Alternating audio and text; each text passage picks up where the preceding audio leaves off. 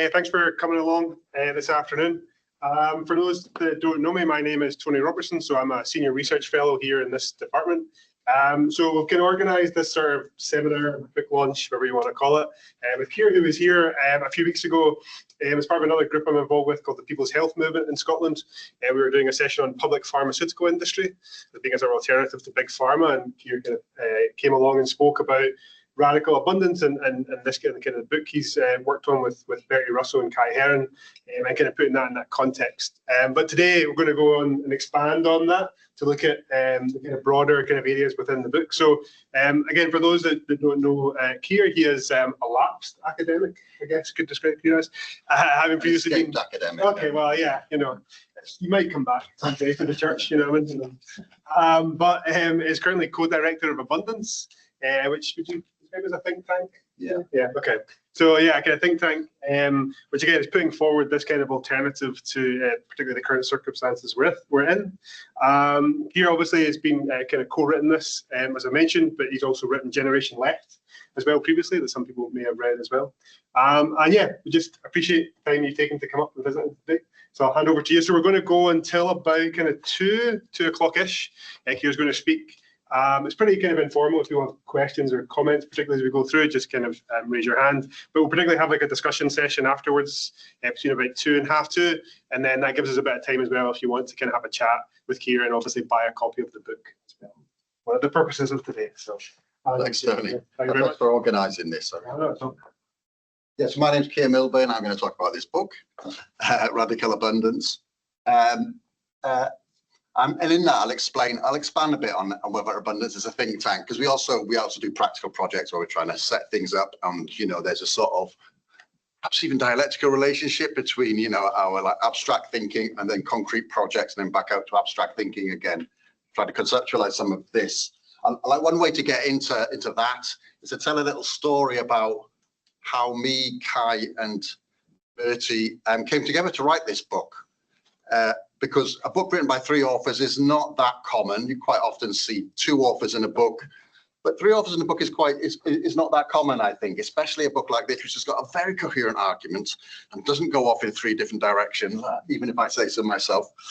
And like the book is sort of is structured. We split the book into 2 halves. The first half of the book is it's an analysis of what's wrong with the world, why it's that way, and then a sort of abstract conception of like what we might do about that. And then the second half of the book proposes a model of ownership and governance of like assets, resources, industries, etc., which we call public common partnerships, which I'll get into a little bit later.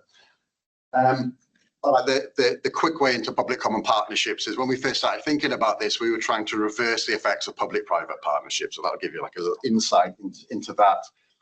When I first came across this phrase, public common partnerships, it was probably in like 2018, perhaps late 2017, early 2018. I'd seen my friend Bertie Russell use this phrase, and I thought, oh, that's really interesting. You could do a lot with that phrase. So I wrote to Bert and said, like, what should I read about it? And he said, well, you know, there's bits and pieces, but there's not much. It's a little bit of an empty category at the moment. Why don't we fill it in? And that's what we did. We basically started to think it through at an abstract level. What can this phrase do? What could it mean, basically? We understood this like public-private partnership, the public facilitating private investment, etc., private ownership, these sorts of things. So it could be the state somehow facilitating common ownership projects. That's the sort of starting point. You'd go from that. Actually, at the time, Bertie lives in Barcelona now, but he lived in Manchester at the time. I live in Leeds, so we'd both get the train and meet in the middle in Hebden Bridge, and we'd walk around the hills of Hebden Bridge, like talking out what this could mean in the abstract. And then we'd go to the Trades Club and have a few drinks and like basically write all those notes down. And out of that came our first article that we wrote. And we wrote a couple of articles actually, and then we wrote a report for a think tank called Commonwealth. And so it was Commonwealth's first report actually. And it sort of laid out this concept, what this concept could do in the abstract, you know, what it might do in the abstract. And when people read that, they came and said that, yeah, we like it, but you should like think that through on concrete examples. And so we got introduced to a couple of projects one of which was a project in Plymouth. Jack. Every time I need to change onto my next topic, Jack's going to give me a little alarm, so I hear that quite a bit. We got introduced to this project in Plymouth called Nudge Community Builders, and it's a project to take over a whole street, take it over into common ownership. They've done quite well in that. They own quite a lot of streets. It's a really big old street which is primarily derelict, and they're bringing it into common ownership. A very interesting project. We stopped working with them after a while. It didn't quite fit what we were trying to do. And then the other project we were introduced into and asked to think how this sort of model could work is it's known as the Latin Village Market in Tottenham in North London. More concretely, it's called Ward's Corner. So it's a market. It's called the Latin Village Market because it's the hub of the Latin American community in London. The only one now, because there's one in Elephant and Castle that got knocked down. It's a classic case of gentrification. It's like it's this big building. It's got a market on the ground floor. And it was going to be knocked down, and they were going to build luxury accommodation with another market in there, but the market would then have, you know, global chains in there, etc. And the whole point was to try to gentrify that area a little bit, so they wanted to push the population out. And so basically the market traders got together, formed a campaign, etc., pulled in local anti-gentrification campaigners, these sorts of things.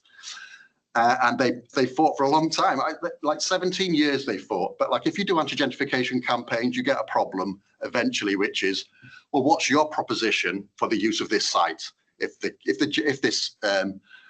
developers are not going to get their way. And so they start to form what they call a community plan for the site. And then we got asked in to sort of think about whether this could be a public common partnership. And we sort of thought that through. We came up with some plans. It forms part of their now common plan.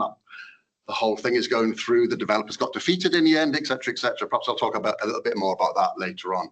So we did this thing, started at the abstract, and then moved to this concrete. When we were doing the research into Nudge and into Ward's Corner, the Latin Village, we needed somebody else to get involved. So we turned to our old friend and comrade Keir, and he got involved in the project then. And then we got to this stage where we thought we needed to form an organization, basically, to do. We thought, right, this has got legs. We need to form an organization in order to concretize that. We formed this organization, Abundant. It is a think tank, but like I hate the word think do tanks. People use those.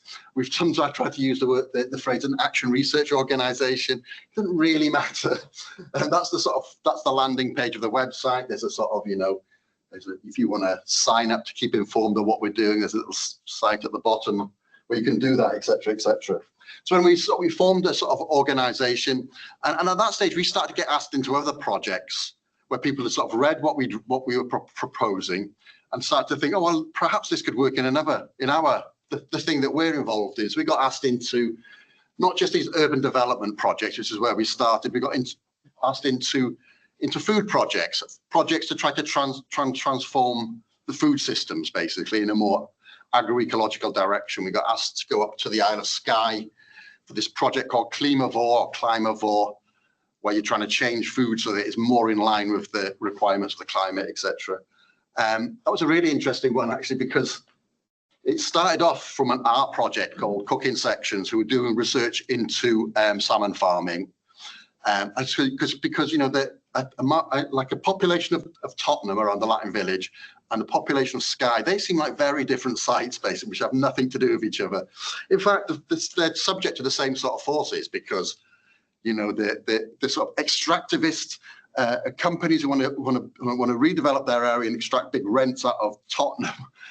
They're very different companies, but they've got the same models, right? So the salmon farms are all owned by Norwegian firms, and the rents they extract out of those go back to Norway. They escape from the Isle of Skye, they escape from Tottenham, etc.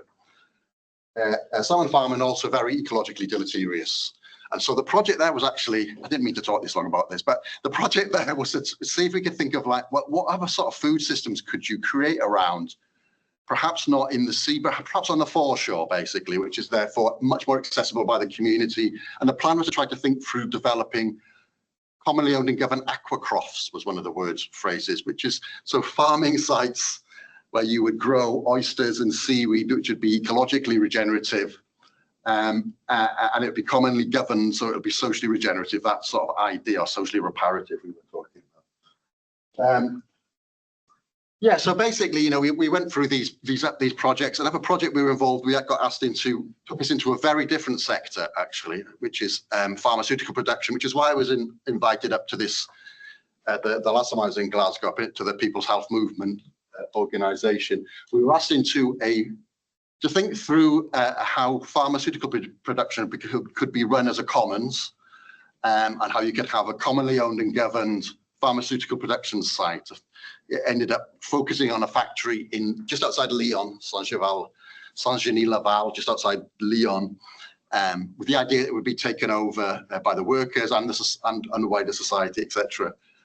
And so that went through so far. As you can see, there are we were drawn into different sectors. And in fact, if you look at the book, you know, 3 of the chapters in here, there's a chapter about urban development, there's a chapter about food systems, and there's a chapter about pharmaceutical production as an indication that this sort of thinking can be applied to different sectors, because pharmaceutical production is not like urban development. That is high-tech industrial production, basically, something that people don't normally think about, you know, commonly owned and governed mechanisms for. Anyway, at a certain point in this journey, we got to the stage where we thought we needed to go back from these concrete projects back out to the abstract again, and try to think through.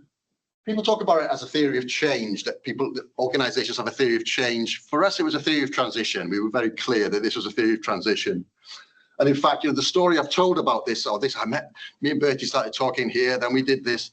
You can see there's a sort of almost like an internal logic of why we'd want to write a book at this point, because we'd gone to the concrete. We needed to go back and really lay out what we're, you know, and elaborate on how we thought this fitted into a wider project of change. But it's also a conjunctural book. It's a book aimed at the conjuncture, because we think that transition, this problem of transition, is the problem that structuring politics, well, and economics and society probably, it's like the structuring problem of our time, basically, this problem of transition. We primarily experience this as failed transition. Sometimes we have experienced it as disavowed transition. If you think about President Trump, etc., that whole sort of far right project is absolutely structured by this problem of transition and failed transition. So what they do with that, they take the sort of general feeling of chaos and impasse, and they take those sort of energies and they disavow it. They move it into a different sort of problem, such as racist conspiracy theories about the great white replacement, etc. Right? That's a displaced sort of concept from the causes of the need for transition. And in the book, we have this analysis of transition, of this need for transition, which is denied and disavowed. We say, look, it arises from two determining crises of our time. The first one you're not going to be surprised about is ecological or collapse. That might be too strong.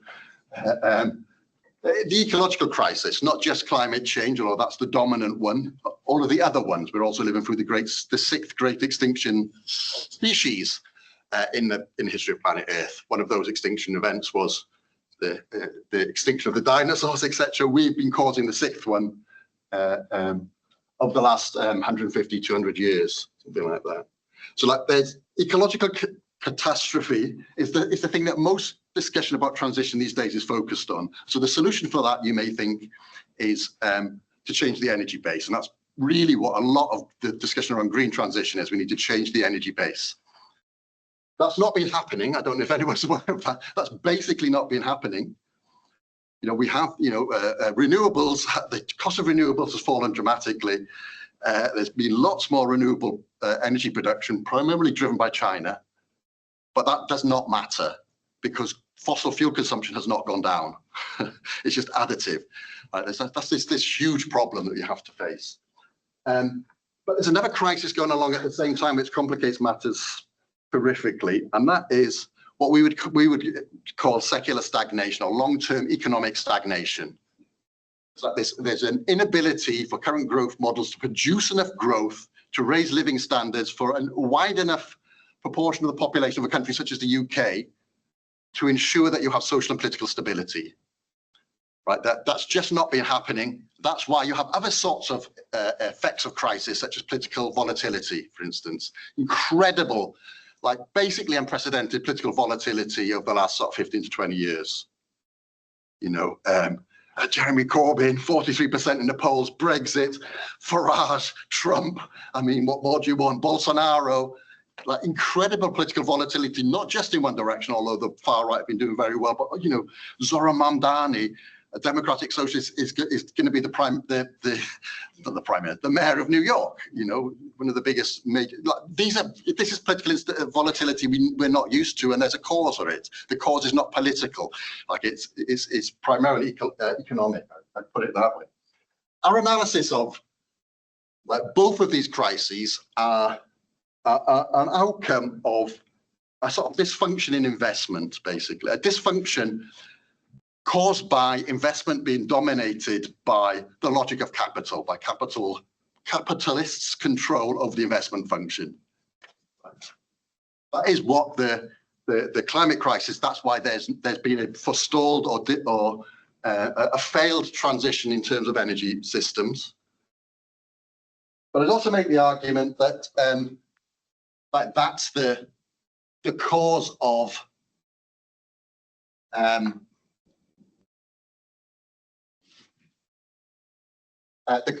economic stagnation as well. So like the last sort of like 15 years in particular, actually we can go back to 2008, but since 2008, there's just been this like incredible lack of investment, of like business investment, basically investment into productive capital, which will produce new wealth, etc. That's how they sort of think about growth, etc., etc. Instead, it's gone into all sorts of other things, basically. It's got into like financial assets, going to financialization, into asset price inflation, etc., etc. And so like, our way into this, right? That's another way of talking about economic stagnation.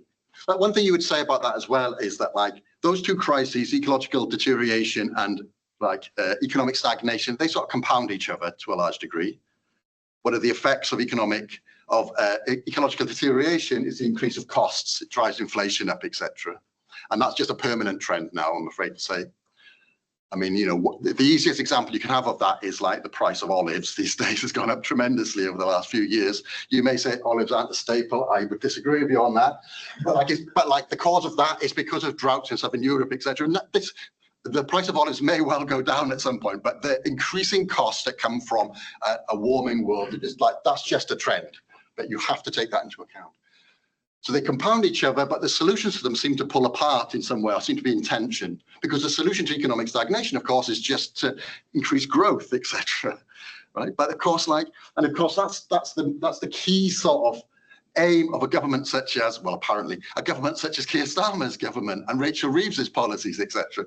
There's this anecdote of Rachel Reeves a few months ago going into a meeting of Labour Party members, going growth, growth, growth, chanting it in very embarrassing style. Well, she's failed in that.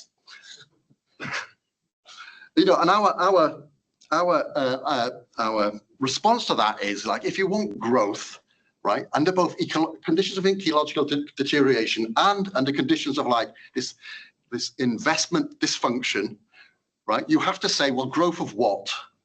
Growth of what, determined by what imperatives, who's going to benefit from that growth and who's going to bear the costs? Because they don't necessarily line up. Increased growth will not necessarily increase living standards for a wide enough section of society that you can maintain political and social stability. Not under these conditions, we would argue that. So in the book, we try to get into this by making a distinction between bullshit abundance and radical abundance. So bullshit abundance is this conception. Well, bullshit abundance is always paired with artificial scarcity. You can have a bullshit abundance of certain things and artificial scarcity somewhere else. A bullshit abundance of the things we don't necessarily need and an artificial scarcity of the things we really do need. Well, one way I could get into talking about that is to go back to the pharmaceutical project we were invited into in France. That was a project which was initiated by a network of pharmaceutical engineers, primarily pharmaceutical researchers, and then they pulled in like health campaigners and other people into that network. Their motivation was, well, there were two motivations. The first motivation was the vaccines for COVID. the fact that they were, like it was public funding that paid for the research into those, they were privatized the results, intellectual property rights were put around them, and there was a refusal to allow generic copies of those vaccines in the global south. That caused a lot of deaths, perhaps 2 million deaths in the global south. You can see how that would be a moral imperative to try to think about restructuring the pharmaceutical sector. But the other problem with this is that around Europe, particularly in France actually, there's just a shortage of everyday medicines such as paracetamols, generic medicines which are out of intellectual property. It's a massive shortage, it's a real problem. And the reason that there's a shortage of those is because you can get, I don't know, 6% profit on like generic pharmaceutical production, but you can get 16 to 20% if you've got an intellectual property right on this, which leads to all sorts of like misdirection allocation of like resources towards like researching new impotence drugs rather than like the things that we actually need, etc.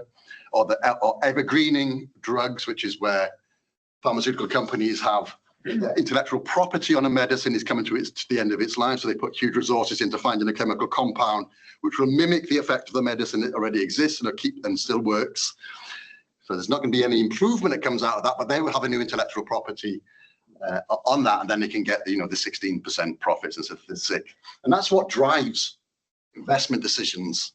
It's like that whatever seems to have the prospect for the highest comparable profitability. So it's not necessarily that something is either profitable or unprofitable, it's like the highest profitability, which, as an aside, is the reason why we still have huge investment into research, into finding new fossil fuel reserves, etc., because the level of profitability that comes off that is much higher than the level of profitability that comes off renewable energy.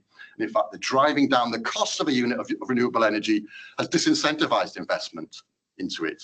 The book by Brett Christopher's The Price is Wrong, which is really good on that. Where was I? Yes. So what's radical abundance in response to that? Well, it sort of comes from this question, if we're not going to use the prospect of comparative profitability to drive investment decisions, and I don't think we can. I think that is what's causing all of the dysfunctions that we're seeing around us. If we're not going to use that as the method by which we do it, then what is the other method? There is only one, and that is various forms of planning, basically. Basically, capital control over investment is the primary mode of planning under, or social planning under capitalism. There has to be some level of planning, and you can have that in a technocratic manner, or you can have that in a democratic manner. Technocratic planning is incredibly fragile. It's very fragile in terms of capture, basically. So our argument is, we need to develop certain, democratic forms of planning. We need to take control over the assets, resources, industries, even that we need to live, basically. I'm going to come back to radical abundance a bit later to explain to elaborate on what we mean by that. But what I want to set up is that like this is the problem. The problem is this: it's the problem of transition, basically. And the book is primarily an analysis of and a strategy for transition. We do this sort of like, we start off the book with a chapter on bullshit abundance, radical abundance. This is the problem that we're facing. Then we have a chapter which thinks about transition. There's a big history of thinking about transition. There's lots of written about green transitions. There's a long history of thinking around socialist transition, particularly debate from the early 20th century, etc. And we sort of talk about those a little bit.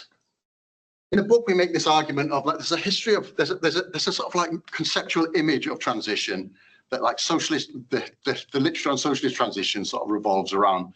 And we argue we have to stand it on its head to some degree. So the traditional image of transition is that you have a moment of rupture, perhaps the election of a left government. In other traditions, perhaps like a revolution. And then you have a period of transition in which one system is transitioned into another system. We argue that you have to turn that on its head. That's just not a useful way of thinking about it. In fact, transition is the bigger concept, and there may well be moments of rupture within that. There may well be a left government elected here. That left government may be defeated. That is the history of left governments. They're defeated, you have a reversal, you know, and then there may be another moment of rupture somewhere else. But it's the transition is the longer period. The reason you want to think about that is because the moment of transition or the problem of transition starts now. It doesn't start after. You don't wait until you get a left government elected and then have to think about transition. If you do that, it's too late, basically, right? Because that's why left governments get defeated. So this problem of transition is that we need to start now. There are a couple of problems which are common to all projects of transition, actually, even if your project of transition is just to change the energy base. One of those problems is that the difficulty of transitioning like really fundamental systems is that we rely on the existing system in order to live, basically. So if you're thinking about the energy system, you know, you can't just abolish the energy system and build a new one. You need to build up both systems at the same time. We're talking about more fundamental change, a change of economic logic, which is coordinating activity, etc. But so that means that logically, there's going to be, you're building up a new sort of economic logic, a new sort of system, while the other one is still in existence. And at a certain point, those are in tension. At a certain point, they come into conflict with each other, and one has to subordinate the other, is the argument. We call this contested reproduction. There's a long extended period upon which two different systems which can attend to your reproduction, not just as yourself, but as a society, etc., exist alongside each other and come into tension. And in fact, that's what we think that the process of transition is, right? It's a process of trying to limit the amount of economic activity which is coordinated and the amount of investment decisions which are coordinated under the logic of capital, to expand the logic, the amount of economic activity and the amount of investment decisions which are done under a different logic, what we might call, in the book we sort of call it a communal logic to some degree, or a democratic logic, basically, where people sort of like determine their own needs, but in negotiation with like biophysical limits imposed by the sort of like nature systems upon which we rely. So that's like one of the first, we sort of think of them as like almost invariant features of transition. The other big problem of transition is this. And like this sort of diagram, it's sort of like a diagram of the impasse that we're in. And the reason that like the project of transition has failed, we set it up in this sort of way that there's a gap between what is necessary to do and what seems politically and socially possible to do. We always exist within a constrained sense of what is socially and politically possible to achieve. All sorts of concepts are thinking about that in terms of politics. They talk about the Overton window, about what's in the mainstream of being able to be talked about, and that shifts around. We're having a massive shift towards very racist forms of politics at the minute.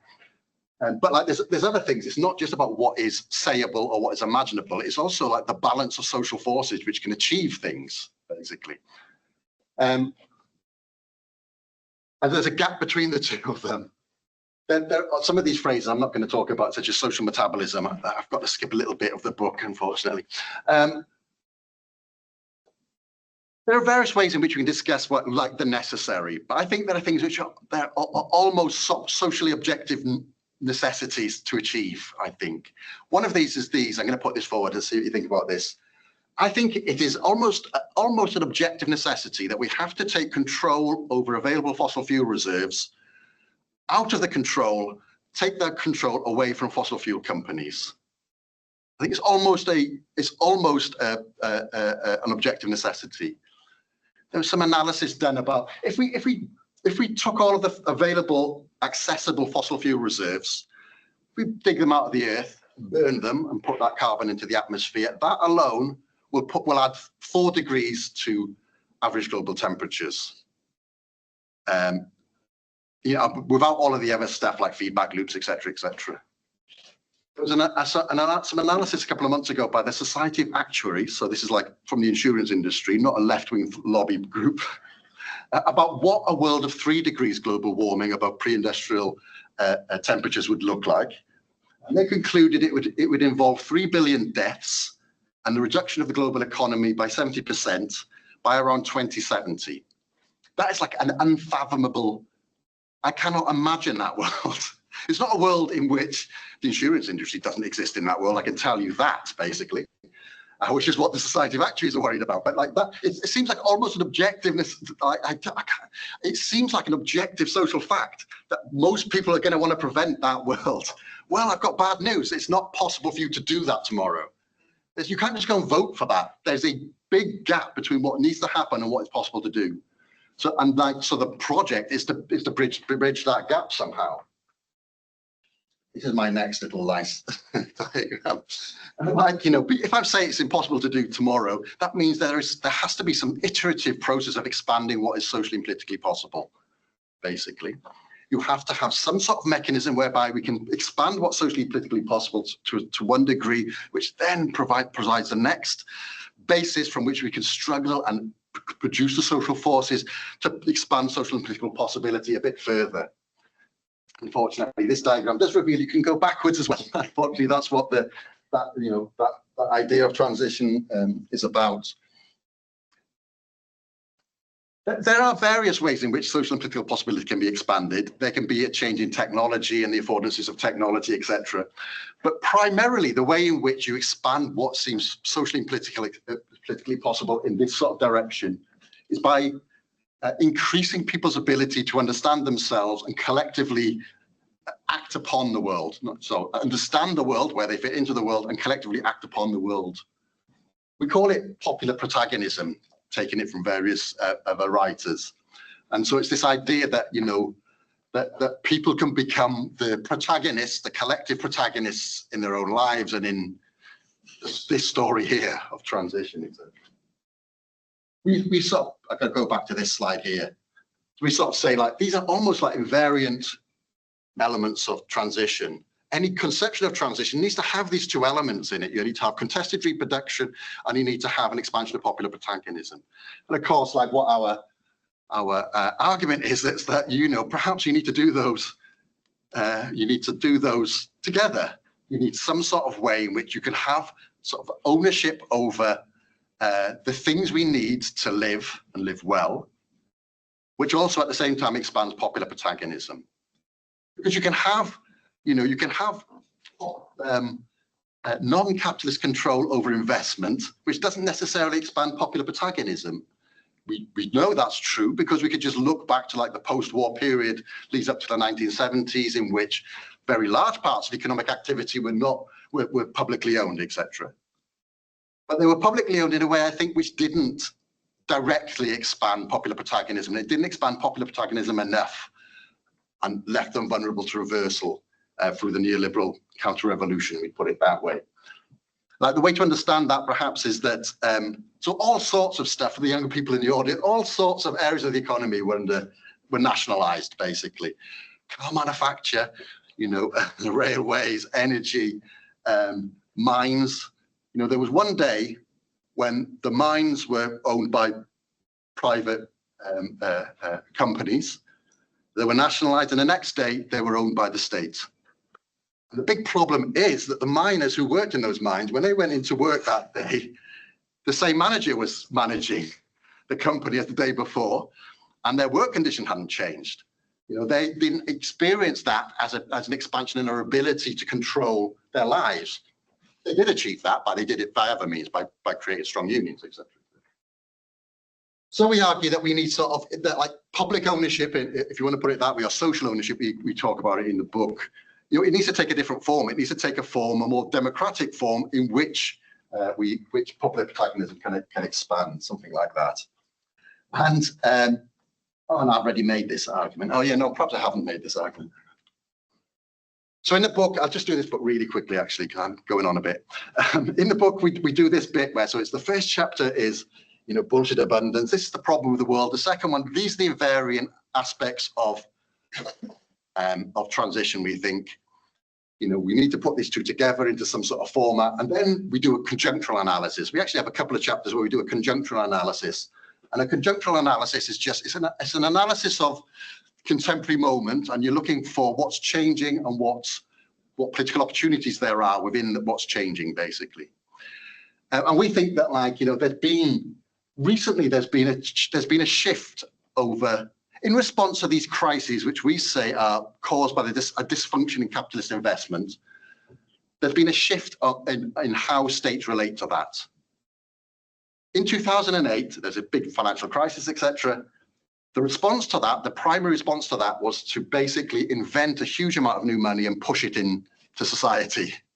So that's like quantitative easing, where you just create huge amounts of money, we basically give it to the banks for free and then they lend it out, or incredibly low interest rates, which like encourage borrowing, etc., which creates new money, etc. Like huge amounts of new money was pushed in, and the idea of that would go into productive investment, and like you'd have economic growth, and that's not what happened, as we know. That just went into asset price inflation, as we said earlier, etc. The effects of that incredible increase in inequality, not unprecedented, but actually in the shortened period in which it happened, probably unprecedented growth in material inequality, and you have oligarchs, etc. The creation of these oligarchs of incredible wealth, and we do not know whether that sort of wealth is compatible with democracy. We might well not be. Might not be, because they, but what those oligarchs are now just buying up all of the media ecosystem, etc. They dominate politics through funding, etc. These sorts of things. So there's an asymmetrical battle if we want to push democracy back in the other direction, we put it that way. Anyway, there was a huge dysfunction of investment. Like all of this new money didn't go anywhere we wanted it to go. And so states responded around 2020. There was a move towards the reinvention or reintroduction of industrial policy, where the state sets a direction for investment and then induces it in some way. You can have industrial policy in which the state directly funds things. That's not really what's happened. Primarily what's happened, so if like President Biden's Inflation Reduction Act is the thing people point to. I know he lost the election, but what happens is the state decides we want investment to go in this direction, and then they de-risk it. They say we're gonna support it, facilitate it in various ways, take away the risks for private investment. And so you know the story, it's socialize the losses, privatize the gains, etc. And that sort of thing is like the dominant way in which people are dealing with this dysfunction. That President Trump, that's something else, that the whole introduction of tariffs, etc. But it's a form of industrial policy because he's trying to use these tariffs, chaotic and clientelist though they are, in order to reshore manufacturing back to the US. It's not going to produce growth, I don't think, but that's a separate sort of story. But I think that is the dominant sort of story. There's all sorts of other things going on there. China is the leading example of like this, of like state-directed investment and like huge state-owned enterprises, etc., of a large amount of the economy. And it's the relative success of China is the thing that's turned people's heads. There's all sorts of other stuff going on, etc. But in a country such as the UK, more so in a country such as the US, the way we see this return to industrial policy is a renewed expansion of public-private partnerships, right? And at the minute we can see all of this facilitation by the government of data centers, etc. These are public-private partnerships where the state is de-risking these sorts of things. But we think that this actually opens up a new field of political contestability, because one of the things with neoliberalism, so like the big change in macroeconomic policy, etc., and huge amounts of institutional reform from the 1980s onwards, one of the key aims of that was to insulate economic decision-making and insulate investment decision-making from direct influence by the state. That's why you have these insulating mechanisms. Central bank independence is one of those, like the supranational trading agreements, the WTO, these sorts of institutions, etc. Industrial policy destroys that insulation. Now it's the state is deciding the direction of the economy to some degree. That opens up a field of political contestability, basically, where we say if you can build the social forces, you can apply pressure to say states should not be facilitating and de-risking private investment and private ownership over like the assets, resources and services and industries we need to live.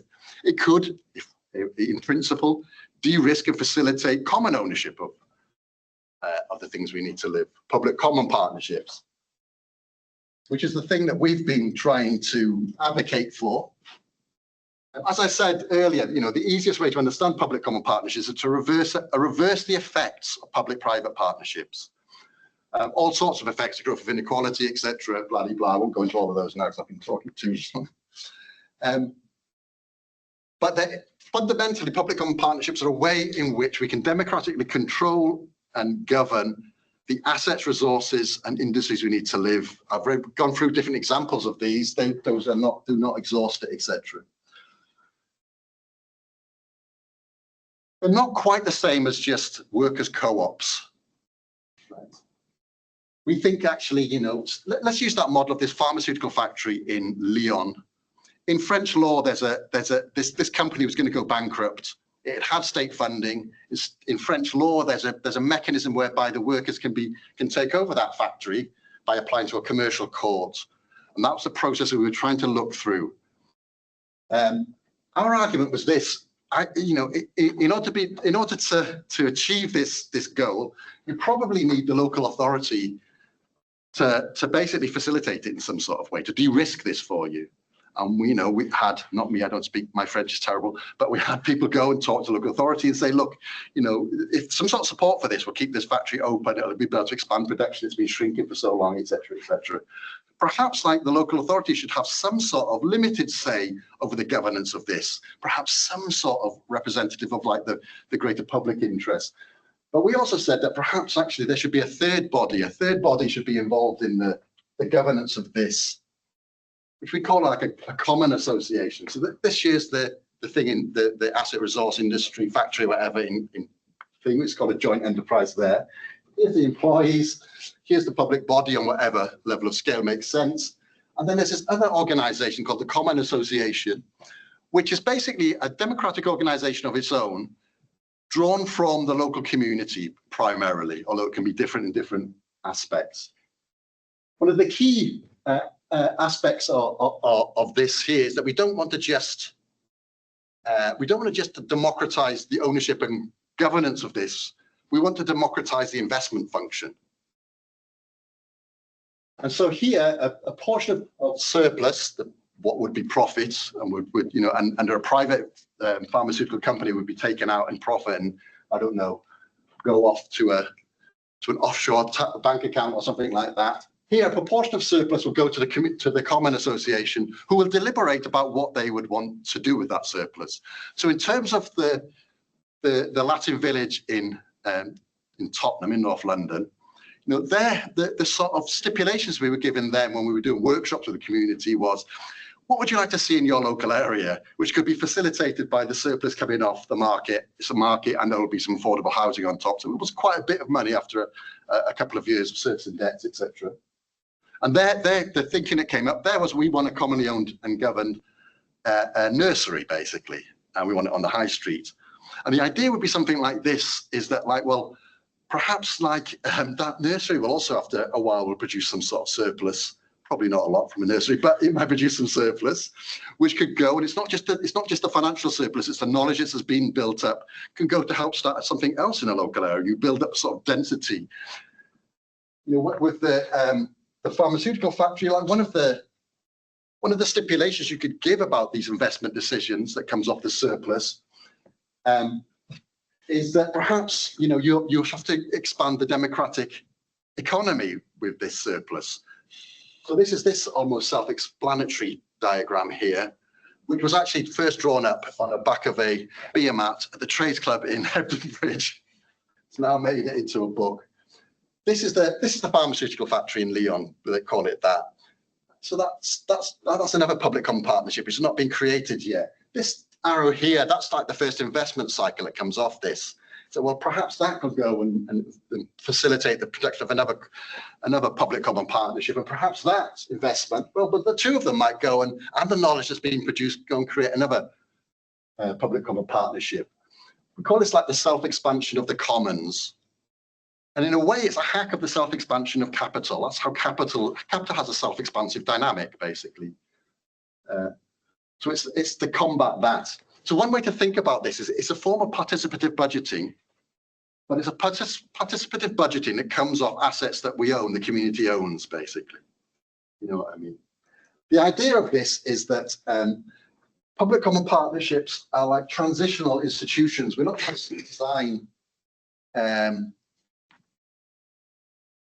We're not trying to design a utopian future or a post-capitalist economy. We're not trying to design that. These are things that can be built now, and you're trying to build in elements of institutional design which anticipate the need for transition. So the idea is sort of that this would expand in scale, perhaps, right? That we would only do that as part of a wider sort of like project of democratizing society.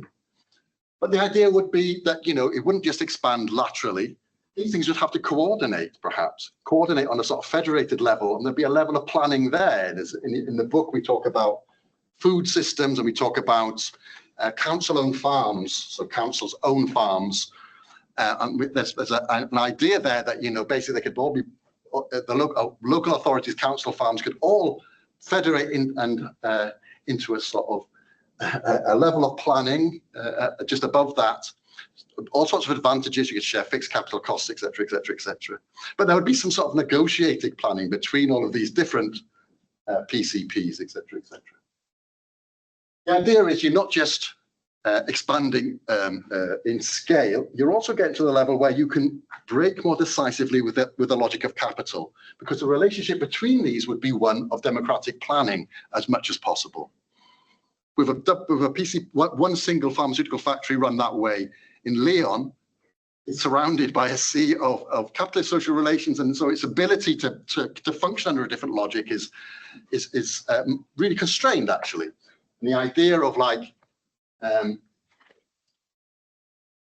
the financial surplus would come to here, and that they would make this decision in some way, trying to be insulated. The surplus that comes here would be after debts have been serviced. You're trying to create a level of insulation from the logic of capital, but that can only function when it gets to a certain level of scale, to put it that way. So that's sort of like the logic I'm trying to building up is that like this could be this sort of iterative like expansion, not just in scale, but also of a break, more and more of a break with the logic of capital as that expansion happens.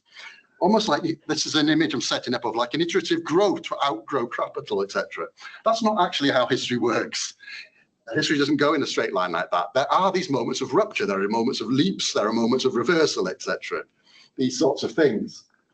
But we think like that this sort of project also incorporate that fact as well to some degree. We think of this sort of project of like trying to build up democratic contested reproduction as a sort of way of building in shock absorbers into a project of transition. And I'll explain it by returning to this idea of by the time you've elected a left government, you better have some things in place or you're going to be defeated, basically, right? Left governments get defeated in various ways, but the primary way is that capital exercises its power, and its power is a monopolistic or near monopolistic control over investment. So when you get a left government, the two counter responses from capital are capital strike or capital flight. Capital flees the country, or capital refuses to invest, or you can have capital strikes, as we had in Allende in Chile in the 1970s, etc., where the capitalists went on strike. They banned their workers from moving goods around, basically. The reason you do a capital strike, the reason you do capital flight is to increase the cost of living, to disrupt people's social reproduction, to make that government unpopular, or to set the conditions for a coup, depending on where you are in the world, basically. One of the ways you can defend against that is by having at least some of the core aspects of social reproduction under communal control, basically. So one of the ways in which you can sort of diminish the ability of capital to exercise its power under those sorts of conditions. Okay, honestly, I promise I've nearly finished, another 20, 30, 40 minutes. I'm going to come back to this bit here about radical abundance, basically. So radical abundance, we sort of said that like this sort of like idea that you build up the democratic control of investment, try to build up democratic control of the things that we need to live well, etc. Those are the preconditions for our conception of radical abundance. And you can understand that in various ways. There was some research done recently which showed that a form of economic organization based on some sort of like planning and so directly addressed at needs could address global needs using 30% of current resource and energy use. So you'd want to reduce our resource and energy use, but there would still be an excess above just the addressing of needs, if you want to put it that way. We think that is the basis upon which you expand the realm of freedom, basically. In the book, we talk about a French philosopher called Bernard Suits, who wrote this very strange book in the 1970s called The Grasshopper. And he's trying to think through what you would do in a world freed from necessity. So when you have what is absolutely necessary to live, you no longer have a fear that you're going to be removed from those. Basically, that's one of the capital's key mechanisms of control, is a fear that if I lose my job, I will be destitute. I won't be able to pay my rent. I'll be out on the streets, etc., etc. That's why we have structural levels of unemployment to be aimed for. The post-war period, macroeconomic policy was aiming at full employment, and they decided against that because people became a little bit too bolshy and built in structural unemployment of like 5-6%, etc. Bernard Suits says, like, what would we do in a world free from necessity? And he says, we would play games, he says. And he defines games as the voluntary overcoming of unnecessary obstacles. The voluntary overcoming of unnecessary obstacles. Let me pick a game and I'll explain that. Football is a game, right? You've got to move this ball into that net, but you can't use your hands or arms up to here. That's the unnecessary obstacle. And out of that comes great art, I would argue. I follow Leeds United. I know it's not always great art, sometimes very flashing moments, but incredible creativity has come out of that, basically. And if we look at periods of like cultural creativity in, say, something like pop music or something where large amounts of working class and middle class kids, lower middle class kids, really invested in popular music and fashion, etc. The high points of creativity of that are in the 1970s and 1980s, perhaps into the 1990s, we'd say. Then it stops, basically. I would argue that, that it was the welfare state that created the conditions upon which that investment in creativity could happen. So our argument in the book is like, we cannot lay out what a world of radical abundance looks like. That has to be played into existence by the people who experience it, basically. And the bombshell, I'll leave it there.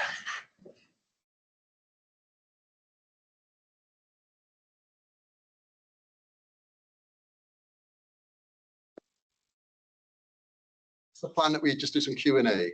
Yeah, basically, yeah. So I'll open it to the floor. I'll give people the privilege. And I'll turn these lights on so you can look at your eyes. Anyone have any questions or comments?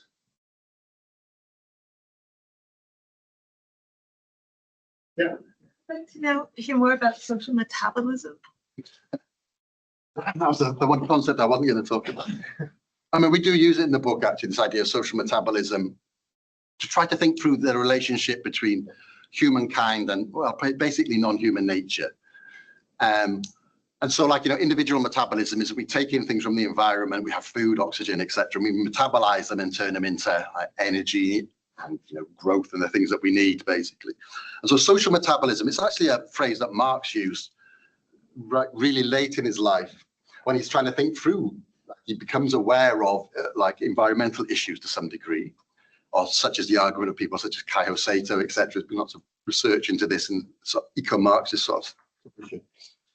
And so he's trying to think through, okay, so the thing to think through is the relationship between humans and the non-human nature that we take into our economic systems to metabolize into things such as energy and material, etc. So it's like energy material through flow is like one of the phrases that's used, basically. And so it's like the dominant question there would be to shift it from something like investment, which is what I was sort of trying to focus on. The dominant question there would be something like, what is the logic upon which that metabolism takes place? And so, the capital's control of the social metabolism means that it's going to, it's going to go in a certain direction, basically. It's not going to go away from fossil fuels in the time period in which we need, is one of the way you could put it. Sorry. So is that to kind of, I'm thinking of the circular economy. Mm-hmm. Circular economy would have a logic that you have to think through all the eventualities. Yeah. And find a way that the end point actually feeds into to another cycle of regeneration. Yeah. Any, sorry, is it okay if I do? Yeah, no, go ahead. Kate wrote Brayworth's, I think. I mean, when you were looking, when you had those two different. Yeah, the donuts. Yeah. Do you think that there's some similarity or resonance between your ideas and hers, or? Yeah, I mean, I used to use that as an example of the necessary, basically. So Kate Raworth, it starts with the Stockholm Sustainability Rockstrom, isn't it? Rockstrom et al. They map 9 Earth system processes upon which social metabolism rests, we could put it that way. One of which is the carbon carrying capacity of the Earth, etc., etc. They all have thresholds, basically. Upon if you go beyond them, we move the system outside the experience of humankind. So it's linked to this idea of the Anthropocene. So human civilization, even just like human agriculture, we think is just sort of 10,000 years old. It's sort of it's in a very stable climatic period for the last 12,000 years, actually, isn't it? The Holocene, it's called. Before that, you have these ice ages, etc. One of the ways I used to talk about this was that there's this strange idea that agriculture developed in 3 different parts of the world roughly about the same time, when it was utterly impossible for those 3 areas to communicate with each other. So in Central America, in the Middle East, etc., and in China. They think that's not quite true. That did, but agriculture had been developing before that, and there has to be a climactic reason for that, basically, or some, that the stability produced the environment upon which agriculture could develop, etc., etc. And the idea is that if you breach this, that you're going to move us out of that into the Anthropocene, which is probably what we're in now, where mankind is a key driver of changes on the Earth, etc. So they do this outer rim, we have to, they say, this is the safe operating space for humanity. You can have any form of economic and social organization you want, as long as it stays within this space, as long as it doesn't breach these. And Kate Raworth, who was working for, I can't remember what she was working for. No, NGO. Yeah, as an NGO. Yeah. Oxfam. Oxfam, yeah. She does this. She said, well, look, we could just, there's also, there's lots of forms of economic organization and social organization you wouldn't want, which would fit in there, sort of green fascist forms of organization. So she says there's an inner ring as well, which is of social need. I think she takes it from UN human rights principles or something like that. And so it's so there's a donut you have to fit with. My critique of that would be that the changes of the natural boundaries, they're seen as non-linear. You can go past them, but you can't just reverse and go back. It's a bit like you're driving along a road and you can just change it. I'm going to change my mind and go back. That's like a linear change. If you drive off a cliff, you're in a new state. It's called free fall, and there's no turning round. So that's sort of seen as non-linear, but the social ones are seen as linear. But yet, they're not. There's all sorts of non-linear things in them, such as inequality at the level that you have oligarchs, in which case, the reversing engineering becomes a much more difficult problem. And in fact, it's that non-linear change, those ruptural moments that you have to take into account in transition, basically. Didn't think I'd be talking about that today, so thanks. Do you think the party is the necessary way to scale this, though? Do you think there's quite a lot of interplay between the party and PCPs? Yeah, it's a really interesting question, actually. Yeah, because in a way, this is sort of we're talking about building new institutions, and people have said to us, well, what about the political party is the institution upon which politics takes place? And what we would say to that is that we call this a strategic wager, this idea of public common partnerships and the sort of strategy that goes around them. It's what we think this could work. It's a roll of the dice. You don't know what will work in the current conjuncture. You analyze it to try to frame it in a way you think would work. But this, especially this self-expansion of the commons and this building out, that can only take place when all sorts of other things are moving in a similar direction. There's a public and a common involved in this, and the public can be hostile, it could be more amenable to these sorts of projects, etc. And so you probably, so we probably would be the development of the political parties and the taking over the state would be a part of this process, basically. In the book, actually, we look at all sorts of example, one of the chapters I didn't talk about is a conjunctural chapter. We look at like social movements of the 2010s, in which you have, so right, there's 2008, you have a financial crisis. Like the old world collapses, doesn't realize it, we're still living in it. But like basically the high point of neoliberalism is ended at that point, and we have stagnation from there. From 2005, there are 17 years of zero wage growth in the UK. And that is just unprecedented in modern times. You'd have to go back to Napoleonic wars about 250 years ago, no, 225 years ago, to get a similar period, basically. Like that's the collapse that we're talking about. And so in 2011, you have this huge upsurge of social movements. So Occupy Wall Street, the 15M movement in Spain, is like a huge, huge movement. You have like revolutions across the Arab world, etc., all taking very similar forms, actually, of these protest camps, etc., etc. So like that's one of the indications that they have a similar sort of driver when you see the same forms popping up in very different societies.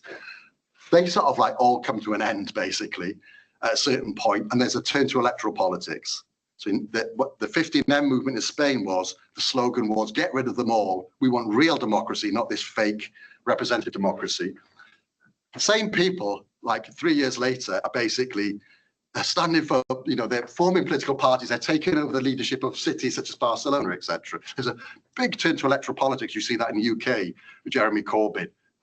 Really mirrors Bernie Sanders' campaign in the US, basically. And they both, Bernie Sanders and Jeremy Corbyn, those projects come to an end within like 2 months of each other. Do you know what I mean? And we're saying, so, but between that like movement, the streets and Parliament, we could see some other dynamic. We think there's a third sort of dynamic that's going on at the same time, which is this thing which addresses contested reproduction and popular protagonism. And we go around lots of different examples of that. One of the ways in which we talk about it is, say, like in other countries, in other parts of the world, these projects are called communes. Like in Venezuela, there's a commune movement where people have democratic control over all sorts of economic activities, etc. That doesn't work in the UK. We don't live there. We don't live in Kerala. We don't live in Jackson, Mississippi, etc. So we're thinking of like another form. And so the response to somebody like Jodie Dean, for instance, who would say, you know, well, forget the streets, we need the party, etc. So, well, we probably need both, but like there's another form as well, the commune, or whatever the equivalent of that would be in your condition. Perhaps the public common partnership is the commune. You probably need all three of those in some sort of relationship, I'd say. And so, yeah, my short answer, which definitely that wasn't a short answer, my short answer would be, yeah, we probably do need political parties in order to take over the state, etc. That obviously is very difficult at the moment. And so like part of the reason, yeah, fuck the short answers. Let's just go for the long answers.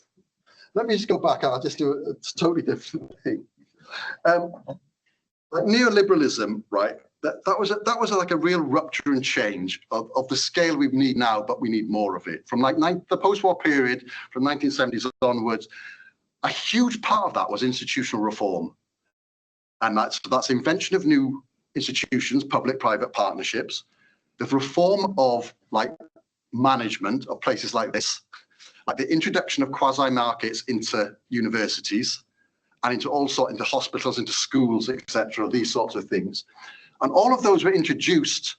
They haven't increased efficiency. They've increased bureaucracy. You can ask any academic about that, right?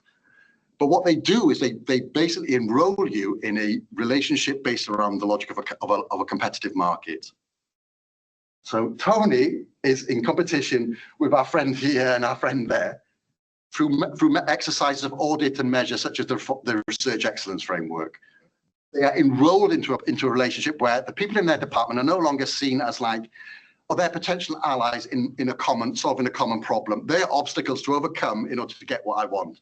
Now you don't have to follow the logic of that institution. It's not, you know, you're not going to go to jail, but you're going to be punished because you won't have career advancement. You know what I mean? And that is that's schools. That is about training you to see the world in a particular way. It's a form of anti-democratic training to train you to see democracy as not a way to get what you want.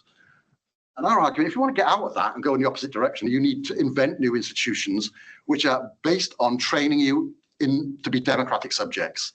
Do you know what I mean? To train you to see democracy in the practice of democracy, basically. And that's what we think that's why we think this sort of like forming institutions upon which we can experiment with democratic deliberation over investment. This is the area whereby you negotiate your priorities. I want this, no, I want that. You negotiate what you prioritize, therefore what you value, and you create shared interests through that mode of deliberation. I don't know another way to create shared interests, basically. You create the shared interests, and then the logic is to act on them. And our idea is that that has spillover effects.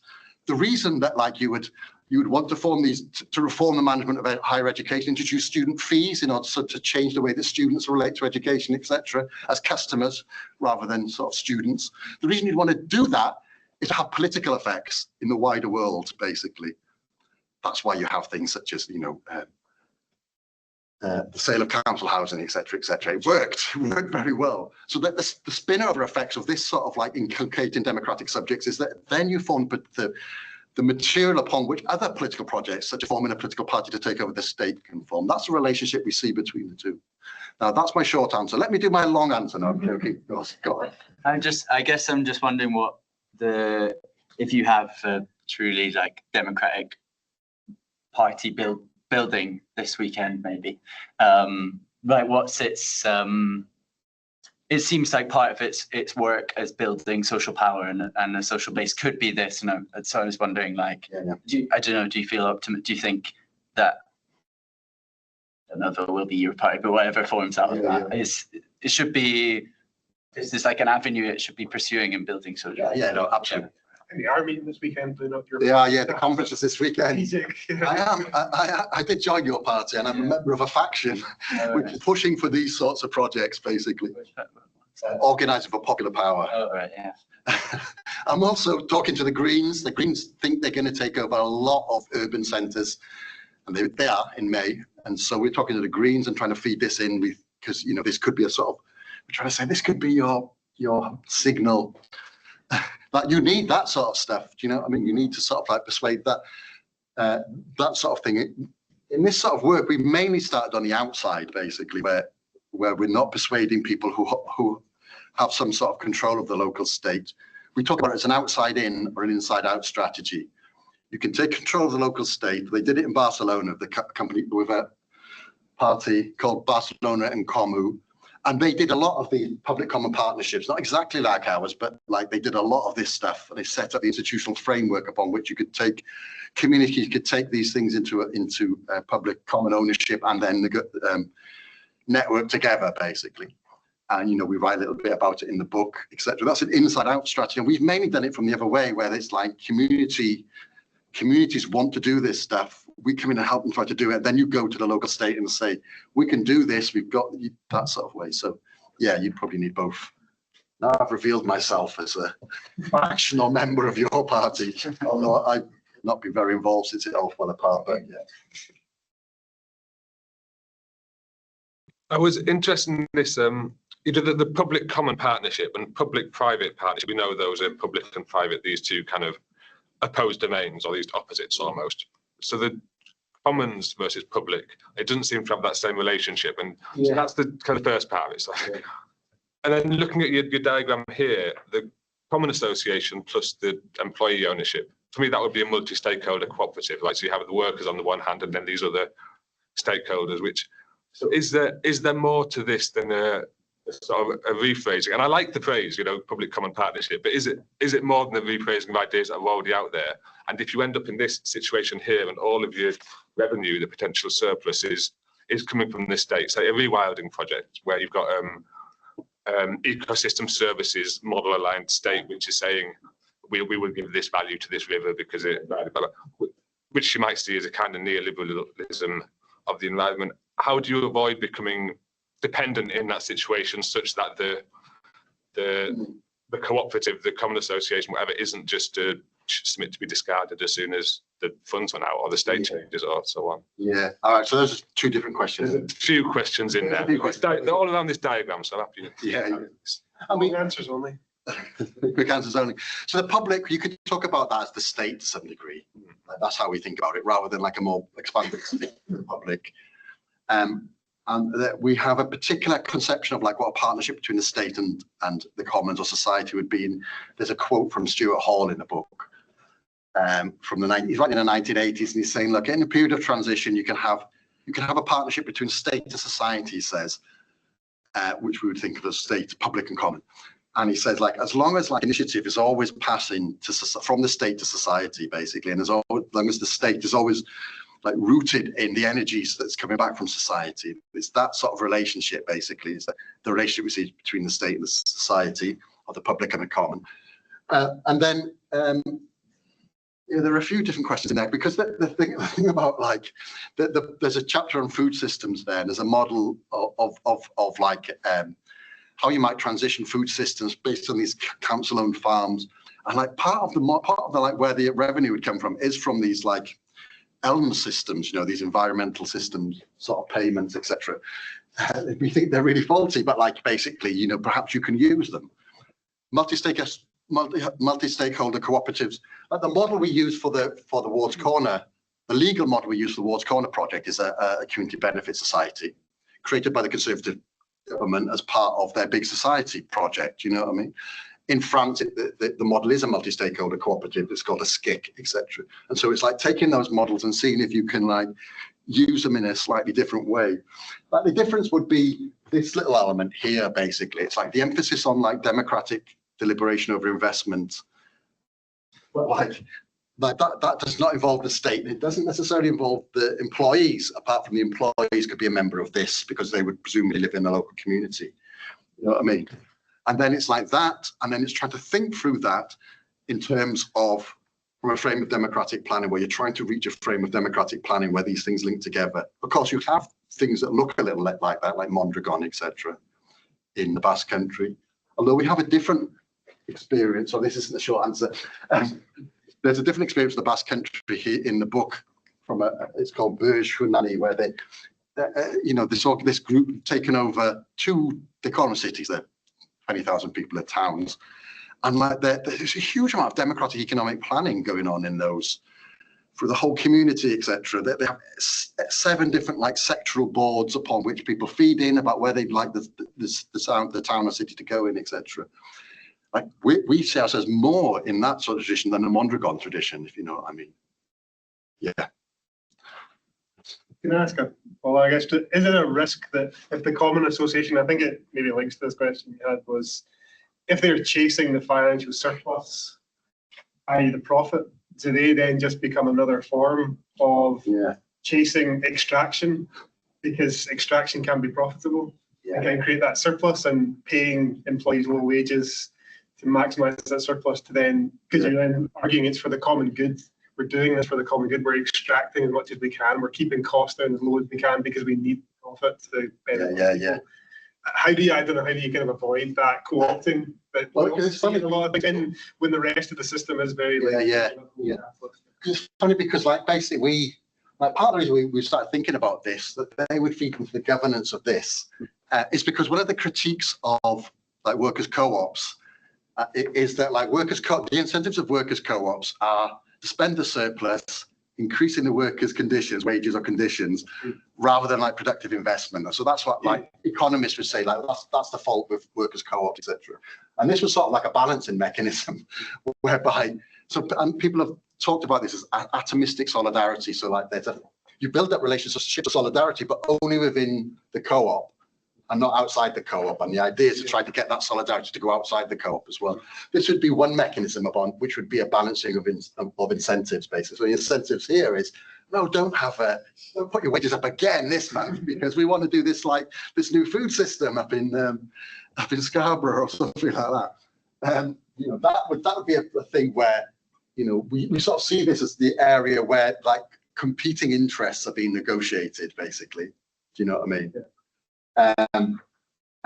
Competing interests which can't necessarily be resolved in, like they're going to still be competing interests at the end of it, basically. Whereas this we think is a different sort of form. This is where investments of surplus goes, and that's a different sort of form of like. There are different interests, probably material interests, but those interests are much more fungible because they're not structural to the enterprise, if you know what I mean. Does that make sense? Yeah, it does make sense. I just kind of wonder, like, if they're obviously interested in the success of the joint enterprise, Yeah. but at what cost? You know, like if you had, not to demonise, but like a group of Tories were all the common association, they would have a very different view of the world than you have once you like lefty people. You know, liberals versus kind of much more radical left side may have very different views of what that surplus should be and what it should be used for. And then again, I guess there's that risk that that common association becomes hated by the employees or the public body, and then it just, you know, but I just wonder what ways you could try and offset. Again, maybe that's revolving who's on those common associations, you know, in terms of, you know, reference and different things. There's all sorts in there, Tony, but like one of them is like a more general thing of like democratic decision making, like is that you do not know where it's going to go. Well, exactly, that's the thing. Like, you know, like Jason Hinkle argues, like if you make something democratic, lots of us might vote for SUVs and fossil fuel extraction. But it's better than the other way, but you know. I mean, we have got some sort of evidence of this though through like citizens' juries and assemblies and stuff. And the evidence is pretty good that people, like, doesn't matter what the composition is, they tend to come to pretty sensible decisions. Like if like the problem with citizens' assemblies and juries is that like they have no fucking power afterwards, so they're used as focus groups rather than like here they have the power, so like that would be the difference perhaps. But yeah, we don't know. But like, there's another question I think might be lurking behind that, which is who are the people who would get involved in a commons association? The retired, those who've got free time, basically. That warps the composition. And there are things you can do about that, which is things such as, well, you could do all sorts. You could do, you can make the decision making, you know, try to represent society, etc. You know, the same as this sortition at your party. This. Public, you do, you won't just accept the candidates. It has to be. But the other thing you do though is to limit the amount of time you're demanding. So one of the things one of the distinctions we make is like we're not. This is like replacing the board of a company basically. This is not the day-to-day management of an organisation. That would look more like a workers' co-op. This is like the sort of governance structure. Perhaps it would meet like 4 times a year. Perhaps, you know, that is something where you don't only have to have retirees on board. Or maybe if you have like, I don't know, like a 40 working week as a more realistic thing, more people have the time to have like creative pursuits. Also 4 days, 4 days graft, 1 day meeting. God, that's fucking awful. Any other questions? Said a little bit. I was just wondering if you're in the Indigenous thinking. To a degree, yeah. I mean, I could go actually to the example of the Latin village. When we went and researched. So this is like people from Latin American community, and one of the key members is this guy Don Carlos, who's one of the drivers. And like, when we interviewed him, like, he was saying, look, the reason that we've organised the campaign in this sort of democratic way is we're drawing on our own tradition of like, you know, community governance, like, you know, going back to Colombia actually. So this sort of basically that sort of element. But probably not. That is a good point. That in the examples in the book, they're not drawn from indigenous communities. The Confederacy, which Menzer talks, you know, his book We Decide. So who's books? I think it's Michael Menzer, MENSER. Yeah, if you have not read it. Well, I thought you might know because he looks at the Mondragon as a key case study. But in looking at the history and theory that could underpin this, the Havilland Confederacy of the Iroquois Nation in North America had a component of economic democracy. And in their conversations with the people that, you know, the Brits that first said, oh, we're going to poach this and make it into it. They said, if you don't include economic democracy, it will fail. Without it, it won't work.